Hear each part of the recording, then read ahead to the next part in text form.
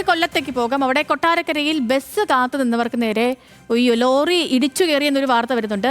അപകടത്തിൽ 2 പേർ മരണപ്പെട്ടു എന്നും വാർത്ത വരുന്നു. പനവേലി സ്വദേശികളായ സോണിയ, ശ്രീകുട്ടി എന്നിവരാണ് മരിച്ചത്.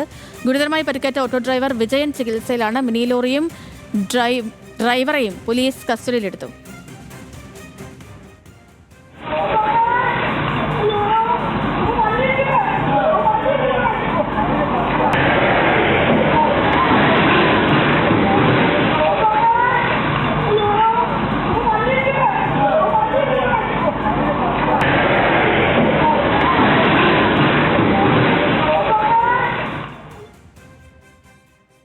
രാവിലെ 6:45 കൂടിയാണ് പനവേലി ബസ് സ്റ്റാൻഡിൽ നിന്ന് 2 സ്ത്രീകളെ ഇടിച്ചു തെറിപ്പിച്ച് ഓട്ടോ സ്റ്റാൻഡിലെ ഒരു ഓട്ടോ ഡ്രൈവറെ ഇടിച്ചു തെറിപ്പിച്ച് ഓട്ടോയെ ഇടിച്ചു തെറിപ്പിച്ച് ഒരു 407 വാൻ 300 മീറ്ററോളം പുറത്തോട്ട് ഓടി അത് ഇറങ്ങി ഓടി ഡ്രൈവർ.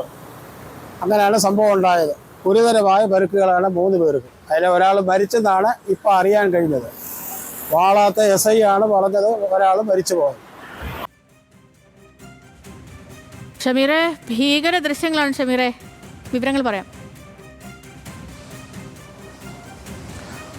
രാവിലെ ഏതാണ്ട് നേരത്തെ പറഞ്ഞതുപോലെ 6:45 ഈ സംഭവം ഉണ്ടാകുന്നത്. പനവേലി ജംഗ്ഷൻ, കൊട്ടാരക്കരയിലേക്ക് വരുന്നതിന് മുമ്പുള്ളൊരു ജംഗ്ഷനാണ് പനവേലി ജംഗ്ഷൻ. അവിടെ വലിയൊരു ടേണിംഗ് ഉള്ള ഭാഗമാണ്. വാഹനങ്ങൾ വലിയ വേഗതയിൽ വന്നാൽ അപകടം സംഭവിക്കുന്ന കാര്യത്തിൽ സംശയമില്ല.